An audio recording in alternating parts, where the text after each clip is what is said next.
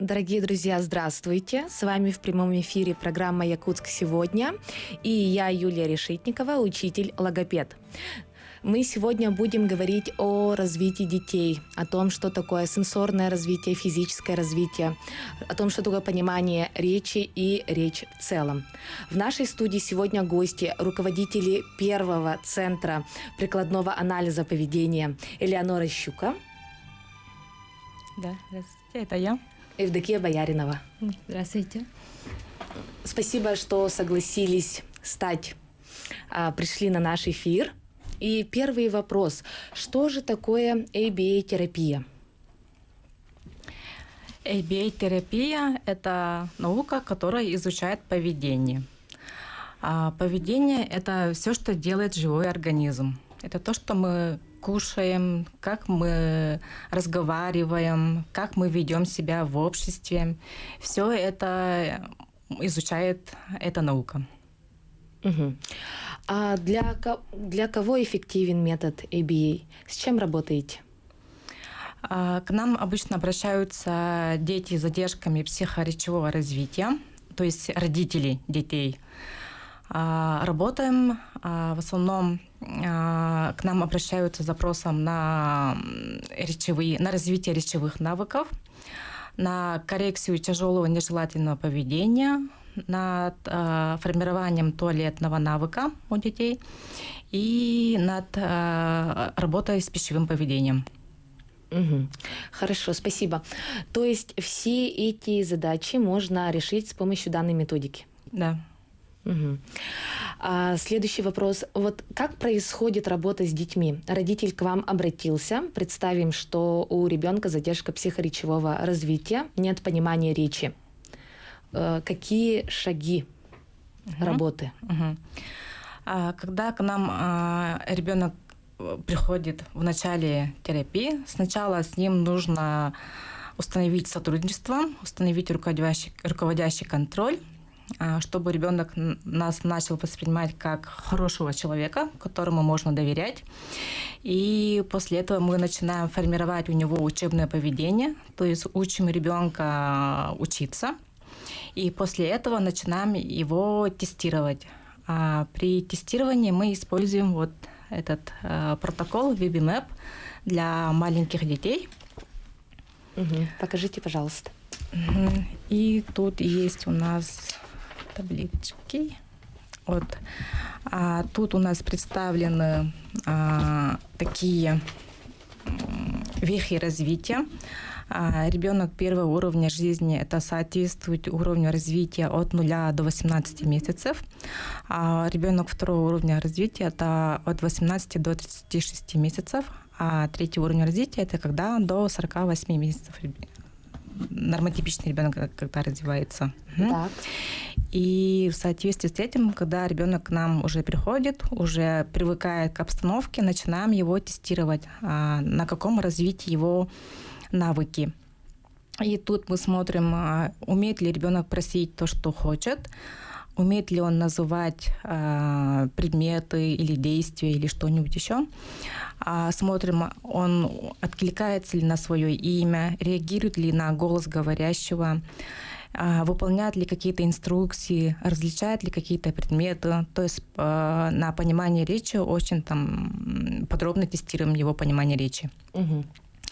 И также смотрим на игровые навыки, умеет ли ребенок играть с предметами, с игрушками, и как он с ними играет, на каком этапе развития игровых навыков. И также смотрим на его социальные навыки, то есть как он обращается к взрослым, реагирует ли он на детей.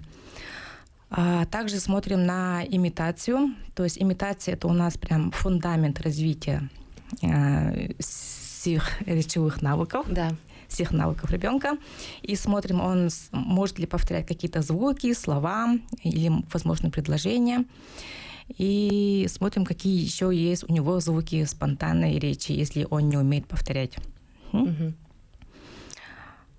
И потом вот только на третьем уровне развития тут уже смотрим, ребенок умеет ли читать, писать, умеет ли различать цифры, потому что некоторые родители к нам еще обращаются, говорят, что скоро нам в школу идти, а ребенок не умеет читать или не умеет там считать, знает цифры. А на самом деле его развитие там на уровне 1, да, допустим. И, конечно же, с таким ребенком учить цифры или буквы не целесообразно на данном этапе развития ребенка. Да. Хорошо, спасибо. Вижу, форма очень подробная для диагностики. А таких форм несколько, да, получается? Это вот оценка всех функций получается, потом это вижу... оценка веха развития, а вот это оценка преград для обучения. Какие преграды для обучения есть у ребенка? Так, еще вопрос. Вот каждый месяц вы заполняете тогда такие таблицы на ребенка?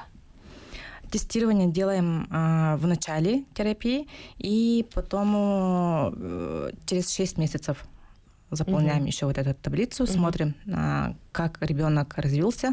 И, конечно же, есть у нас еще промежуточные цели, между которыми мы тоже работаем, да. Когда хотим, например, достигнуть, чтобы ребенок пришел к фразовой речи, там тоже индивидуально составляем все программы обучения, и потом через полгода смотрим, на каком этапе, на каком уровне развития ребенок дошел. Спасибо. А как вообще происходит работа с детьми? Более такие игровые методы, да, у вас работы? Нет, да, если ребенок маленький, да, например, то у нас обучение в основном происходит в игровом формате. То есть ребенка, например, там 2-3 годика за стол садить, нецелесообразно. То есть в любом случае ребенок лучше всего развивается в игре. А дети с задержкой психоречевого развития, да, тот же самый, например, аутизм, они не умеют играть, если их этому не учить. И поэтому, когда ребенок маленький, мы в любом случае сначала занимаемся в игровом формате, в кабинете, да, например, не усаживаясь за стол. А потом, когда ребенок уже хорошо играет с нами, хорошо сотрудничает, мы можем посадить ребенка за стол и давать такие более сложные задания. Например, там работать с карточками, да, к примеру. А если, например, приходит ребенок 7-летний, то тут уже будет, например, 50/50, да, то есть у него некоторая часть заданий будет выполняться за столом, а некоторые навыки у нас будут отрабатываться в свободном формате. Спасибо. А как ABA помогает при работе над пониманием речи? Если ребенок совсем не понимает обращенную речь? Смотрим сначала, ребенок откликается ли на голос говорящего человека, то есть если у него слух. Потом смотрим, откликается ли он на свое имя и может ли выполнять какие-то инструкции в контексте ситуации. То есть подошли к двери и сказали ему «открой», а он открывает. Или дали ему, например, какой-нибудь кусочек бумаги и говорим, например, «выброси мусор». Он идет, например, кидает в урну этот мусор, да. И потом, когда ребенок начинает учиться, садится за стол, там начинаем его учить имитации с предметами. Имитации с предметами, когда идут, берем такие звучащие предметы, чтобы у ребенка потом научить его различать эти звуки. То есть учим его слушать сначала неречевые звуки. И потом вот эти неречевые звуки мы переносим на слова, на речь человека. Таким образом, потом постепенно, поэтапно развиваем понимание речи. Да, спасибо. Я как логопед могу сказать, что многие родители, они думают, что если у ребенка нет речи, то нужно идти к логопеду. Но иногда это совсем не так. В каких случаях, так скажем, запуск речи с логопедом будет труднодостижимым? Это часто задаваемый вопрос от родителей. Да. Обычно к логопеду идут те, которые встречаются, да, то, что задержки речи, и сразу думают, что нужен логопед. Идут, и потом, когда к нам обычно приходят, когда уже у ребенка такие частые истерики, то, что его не понимают, ребенок нервный, у него был какой-то неуспешный опыт работы с другими педагогами. И, конечно, ребенок после этого к нам, когда приходит, он боится садиться за стол, боится выполнять какие-то задания. И когда у него речи нету, он не может когда говорить, сказать, что он хочет, то мы уже тут начинаем задумываться о введении альтернативной системы коммуникации. И альтернативной системы коммуникации мы обычно вводим пексы или жесты, в зависимости от детей. Мгм. Но если у ребенка такие частые истерики, то, конечно же, наш выбор идет к альтернативной системе коммуникации ПЕКС. Это с помощью карточек, да, символов. Такой альбом. Ну, конечно, это у нас рабочий альбом, а у детей, у малышей, конечно, он поменьше размером, А5. Угу. И вот такие карточки в альбоме есть у детей. И то, что они любят именно. Если ребенок, например, любит мыльные пузыри, то у него в альбоме будут мыльные пузыри. А если любит там телефон смотреть, телефон, какао, яблоко, вот, например, Skittles, там, все, что любит ребенок, туда индивидуально все делаем, все карточки, и начинаем ребенку вводить эти карточки. И потом, когда ребенок доходит до 4-го этапа, там, когда уже фразовая речь идет, например, «я хочу мыльные пузыри», когда он вот так открывает и дает, например, человеку и говорит «я хочу мыльные пузыри», человек понимает то, что ребенок хочет сейчас мыльные пузыри, да? И дает ему мыльные пузыри. Когда еще... И на данном этапе обычно у детей в альбоме очень много карточек, и все не помещается в одном альбоме, да? Карточки, они имеют еще такой... теряются часто. И если ребенок поделает какую-нибудь карточку, он может, конечно, тоже нервничать, да, то, что у него нету. И тогда мы начинаем вводить ему такой коммуникатор. Электронный. Да, электронный коммуникатор. Электронный коммуникатор. Там... Включи, пожалуйста. Включилась, хорошо. Да, например, ребенок говорит, что я хочу... Я хочу яблоко. Я хочу яблоко. То есть у ребенка, на данном этапе, да, если ребенок хорошо уже коммуницирует с взрослым человеком, но речь по каким-то причинам еще не развивается, то, конечно же, мы не будем ребенка задерживать в развитии и будем дальше идти с ним на работу вот с этим, с коммуникатором. И с помощью этого коммуникатора можно еще учить ребенка отвечать на вопросы, да, например. Показываем ему, например, яблоко и спрашиваем, что это. И ребенок отвечает, например. Это яблоко. Это яблоко. Угу. И спрашиваем, например, какой формы. Ребенок отвечает. Форма. Круг. Форма круг. То есть ребенок, понимание речи у него идет, развивается, дальше, шире. И начинаем ему учить различение вопросов. Супер. Очень классно. Бытует такое мнение еще среди специалистов и родителей, что если вводить ребенку альтернативную коммуникацию, то он вообще не заговорит. Так ли это? Нет. Альтернативная коммуникация, она никаким образом не задерживает речь. То есть ребенок научился, например, обращаться с просьбами ко взрослому, да, у него уже есть система коммуникации, и когда он начинает говорить, то дети сами отказываются от жестов и от пексов. Например, пекс, это нужно, например, побежать за планшетом, да, или за альбомом, принести его, найти карточки, показать. А если, например, ребенок уже научился говорить яблоко, то ему проще сказать просто яблоко. И поэтому они никак не задерживают, наоборот, они могут помочь в запуске речи, да, то есть ребенок уже понимает, что я могу как-то попросить вместо того, чтобы лежать и кричать. И таким образом, и когда он часто вот эти слова слышит, то ему легче будет их повторить и сказать. Да, конечно, так и будет. Это еще пополнение пассивного словаря ребенка, это стимуляция к активной речи. Получается, у нас есть два вида коммуникации. Это вербальная речь. Невербальные? Да, вербальные. Ага. Ну, вокальные, Так, еще какие мифы вы встречали по поводу ABA-терапии? Я слышала, что это дрессировка. Нет, ABA это не дрессировка, да, например, грубо говоря, когда, не знающие люди, да, представляют, что вот ребенок сел и ему дали конфетку. Ребенок сказал слово, и ему дали конфетку. Нет, мы формируем поведение. То есть, да, на первых этапах мы за каждую реакцию ребенка будем давать ему какое-то подкрепление. Но постепенно вот это поведение формируется, подкрепление убирается. И потом мы усложняем само поведение. То есть, таким образом мы учим ребенка какому-либо поведению. Мгм. Спасибо.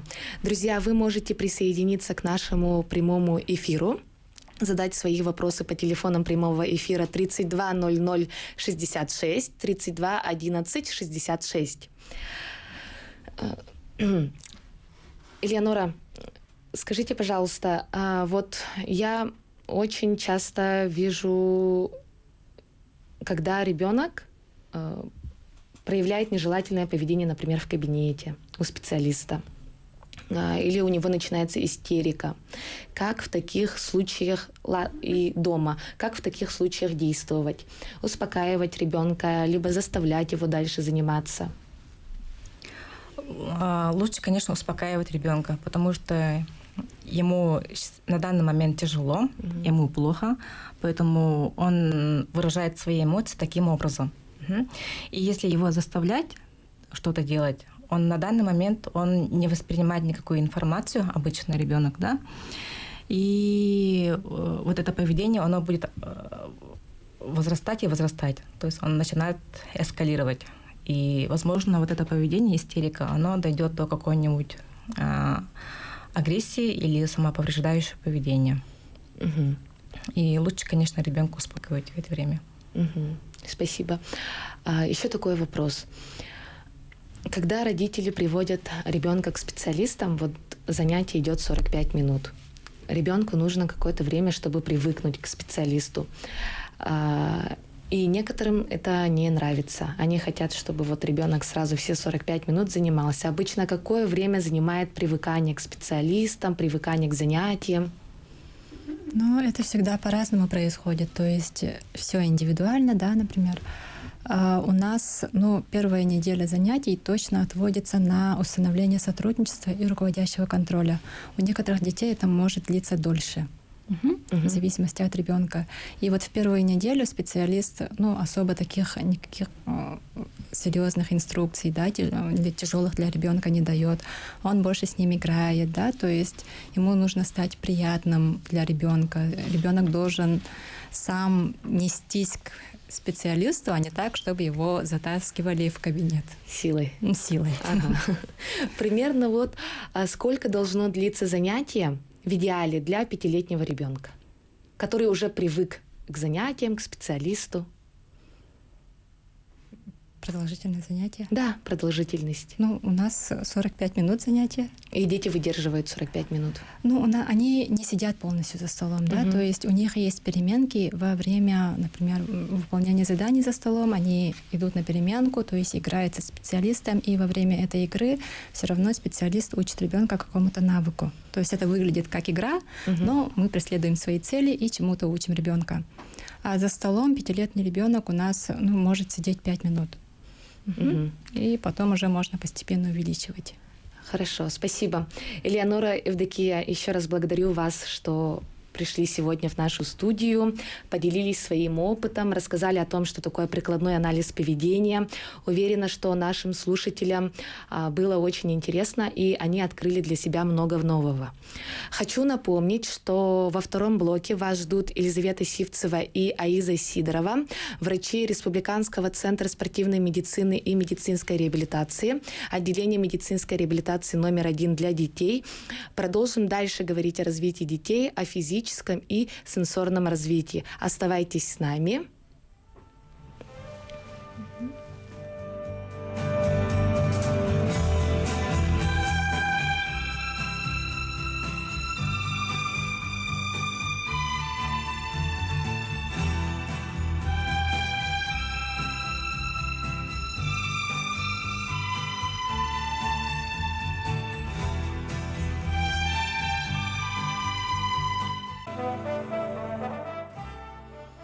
Еще раз здравствуйте, дорогие друзья. Начинаем второй блок нашей передачи «Якутск сегодня».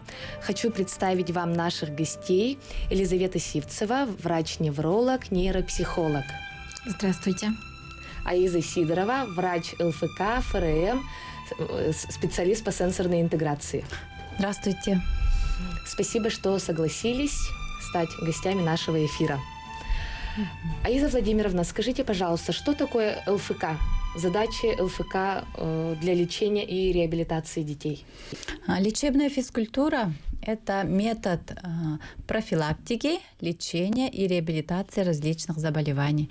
И в основе лечебной физкультуры у нас лежит основная функция организма – это движение. С помощью движения мы восстанавливаем те или иные нарушения организма. Используется во всех сферах, во всех заболеваниях, у детей, у взрослых, у стариков, у всех. А какие механизмы лежат в основе лечебной физкультуры? Как я сказала, это у нас лечебная гимнастика, физические упражнения, механотерапия, это использование различных тренажеров. Сейчас у нас еще применяются биологически обратная связь. Это с помощью компьютера, экрана мы делаем различные упражнения. То ли на стабилизацию организма, когда мы развиваем равновесие, координацию движений, опорные функции, или же различные нарушения в верхних или нижних конечностях. Это тоже с помощью биологически обратной связи. Способности, разные упражнения в лечебной физкультуре очень много. И по зависимости от диагнозов, от нарушений, какие мы встречаем, мы уже назначаем те или иные занятия. Речь – это тоже движение. И в чем взаимосвязь движения, речи, вообще развития ребенка? Почему говорят, что движение – это фундамент развития ребенка? Вообще речь у нас формируется как двигательные движения артикуляционного аппарата. А если смотреть их локализацию в головном мозге, то моторная, активная речь, которую мы воспроизводим своим ртом, она находится на передней центральной извилине в нашем головном мозге, где моторное движение. И там расположен такой человечек, гомункулус. И если мы его будем смотреть, то на нем локализация рук и ног занимает такую небольшую часть, а язык занимает практически половину нашей моторной извилины. И поэтому считается то, что непосредственно, когда движение развивается у нас крупное, потом мелкая моторика, потом уже, соответственно, когда подготовлены нейронные связи моторной извилине, у нас появляется моторная речь, хорошо двигается артикуляционный аппарат. Спасибо. Стоит ли беспокоиться родителям, если развитие ребенка не соответствует нормам, то есть отличается от возрастных норм? Это еще зависит от того, какие навыки они хотят проследить. Это часто бывает, что если ребенок до года, это моторные навыки, когда ребенок перевернулся, сел, когда начал ходить, еще отслеживают речевое развитие. Обычно отслеживают еще, когда ребенок начал контролировать свои мочеиспускания, отхождения, то, что когда начал проситься в туалет. Если мы обратимся к моторным навыкам, то их окно развития не очень широкие, но среди обывателей определяются обычно такие конкретные сроки, то, что к месяцу ребенок уже должен хорошо удерживать голову, хотя окно развития этого навыка у нас до 3 месяцев. И больше мы по моторным навыкам определяемся конкретно с ребенком, какие навыки уже у ребенка сформированы. Например, если ребенок году самостоятельно не ходит, но при этом хорошо стоит возле опоры, может приседать, привставать самостоятельно, активно ползает на четвереньках, то мы уже не боимся, что этот ребенок не пойдет, то как бы навык сформируется, но, возможно, чуть-чуть с опозданием, но он точно сформируется. Также и по речевым навыкам мы сначала оцениваем тоже вот лепетную речь, потом понимание речи, как бы вот по возрастным тоже мы отслеживаем то, что понимание речи тоже относится к речи. Как бы и пассивная, активная речь. И сначала как бы вот до 3 лет мы больше обращаем внимание на пассивную речь, которую ребенок понимает. Угу. Спасибо. Физическое развитие идет наравне с сенсорным развитием. Расскажите, пожалуйста, что такое сенсорная интеграция?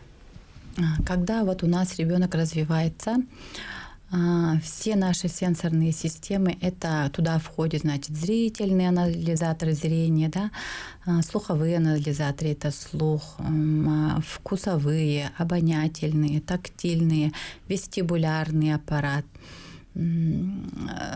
еще проприоцепция, вот эти все чувствительности, они у нас должны развиваться вот гармонично. Да? Какая-то система нас не должна преобладать, какая-то отставать, они должны у нас развиваться гармонично, и в таком случае у ребенка вот появляется речь, движение, поведенческое, все уже развивается по норме. Но бывает так, что восприятие, вот если сказать про сенсорную интеграцию, то это у нас восприятие, анализ, систематика всех вот сенсорных информаций, которые мы получаем с этих органов головного мозга. Вот как наш головной мозг все это воспринимает и обрабатывает, называется сенсорной интеграцией.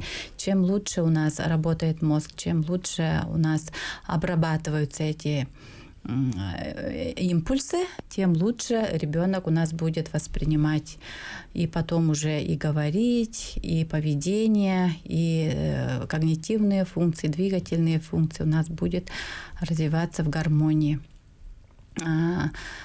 Когда вот надо, да, иногда бывает так, что сенсорная система, вот одна система у нас гиперчувствительности, сильно ребенок не воспринимает сильные звуки, например, закрывает глаза, ушки, да, или же наоборот, ребенок гиперчувствителен, тогда он начинает вот эту свою чувствительность, ему нужно стимулировать, потому что у него этого не хватает, и начинает вот, ударяться, сильно толкаться, или же ребенок начинает нуждаться в объятиях сильных, да. Все это говорит о том, что ему вот этой именно чувствительности не хватает. И поэтому мы смотрим сначала вот у ребенка. Во время осмотра мы это все проверяем, какие у нас чувствительности развиты, какие еще недоразвиты или гиперчувствительные. И потом уже с помощью вот двигательной активности сенсорных занятий мы это нормализуем. Получается, что ощущение – это пища для мозга. Да. И вся сенсорика – это фундамент развития ребенка. Хорошо. А как проходят занятия по сенсорной интеграции? Ну, сначала, как я сказала, уже идет сначала диагностика, ребенок приходит, и мы смотрим, да, проверяем по всем сенсорным системам. Вот зрительные, как он воспринимает, слуховые, тактильные, проприоцептивные, вестибулярные, да, как он удерживает равновесие, как он на качельках, как он вот на таких балансирах, да, себя удерживает, может ли удержать побольше, поменьше. И исходя из этого уже делается диагностика, анализ, и смотря какие нарушения есть, мы уже уделяем вот этим именно сенсорным системам, которые страдают, мы их стимулируем, а которые у нас, наоборот, в гиперчувствительности, да, или их слишком много, мы их как бы чуть-чуть подавляем, чтобы все наши чувствительности были на одном уровне, в норме, да. Когда все в норме, ребенок воспринимает и речь,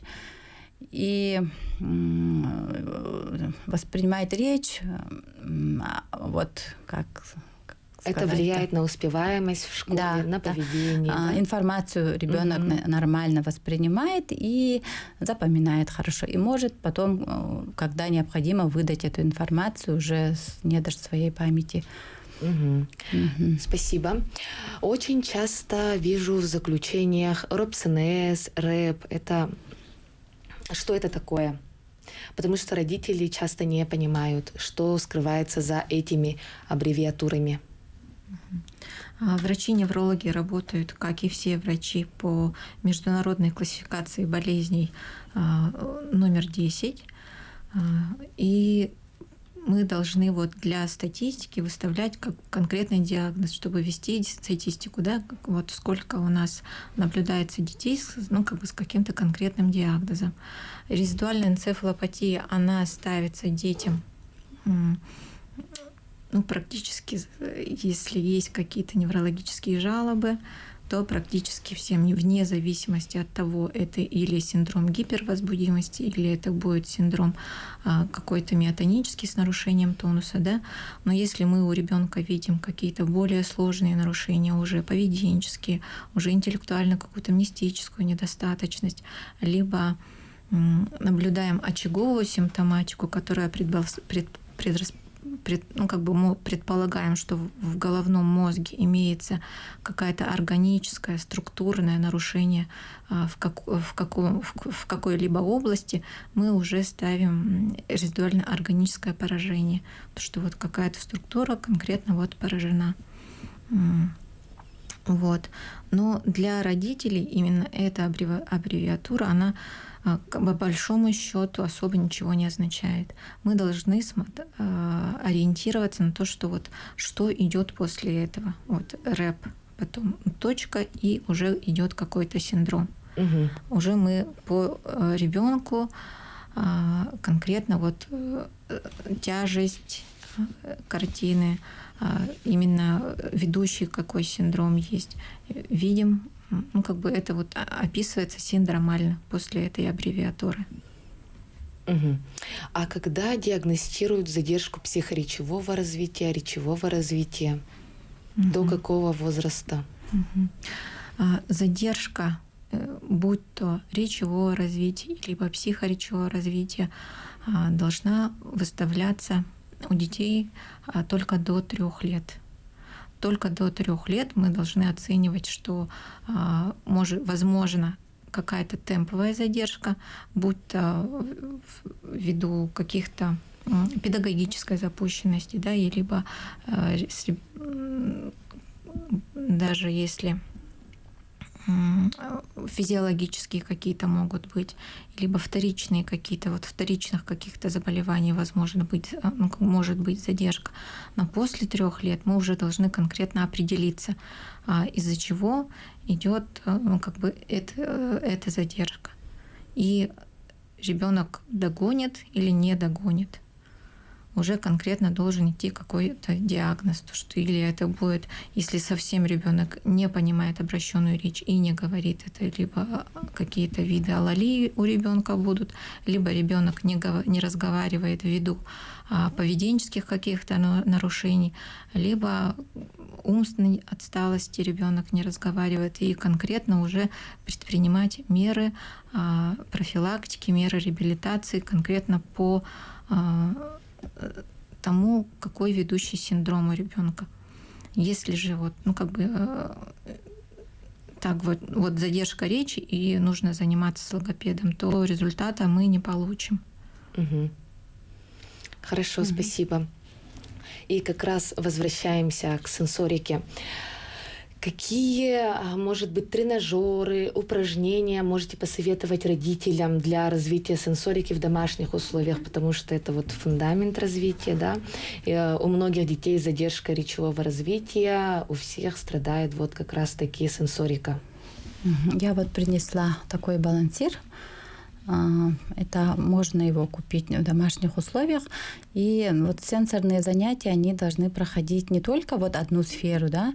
Если в основном мы всегда берем развитие вестибулярного аппарата, это развитие координации движений, равновесия, и плюс еще другие наши анализаторы. Значит, мы можем ребенка поставить на балансир, ребенок стоит, удерживает равновесие, у нас уже начинает работать вестибулярный аппарат. И можно ребенку уже на руки давать мячик, например, и мячик с одной руки на другую перекидывать. Стоит на балансире, у него уже работают и мелкая моторика, пальчики, зрительный анализатор, он следит за мячиком, да, и стоит на балансире. Это у нас уже работает скелетная мускулатура, вестибулярный аппарат. И вот в целом вот это очень хорошее упражнение. Я бы посоветовала купить родителям балансир, маленькие мячики. Мячик еще можно подвесить на потолок. Мячик висит на уровне глаз ребенка и чем-нибудь там ракеткой или чем-нибудь ударять раз одной ручкой, второй ручкой. И таким образом в домашних условиях развивать. Купить обычный вот этот диск, который крутится, тоже балансир.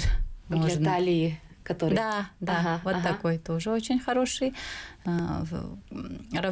Развивает и вестибулярный аппарат, и тоже стоя на диске можно и ручками что-то поделать. Можно, например, на гимнастическом мяче то же самое, да, ребенок сидит, качается и что-то руками делает. Он может кидать, например, кольца в колышку, да, такие игры есть.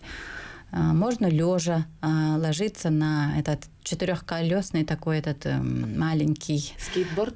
Ну как скейтборд, чуть побольше. Можно лежать и веревку натянуть и лежа туда-сюда, например, кататься туда-сюда, туда-сюда. Качели дома.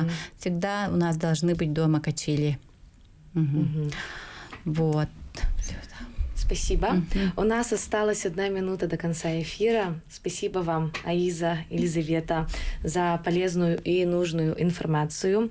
Уверена, что нашим слушателям очень понравилось, было очень интересно.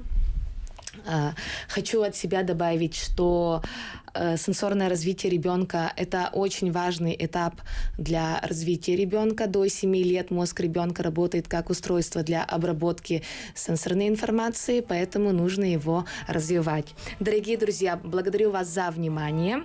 Спасибо вам за ваш интерес. Увидимся в следующем эфире. До встречи.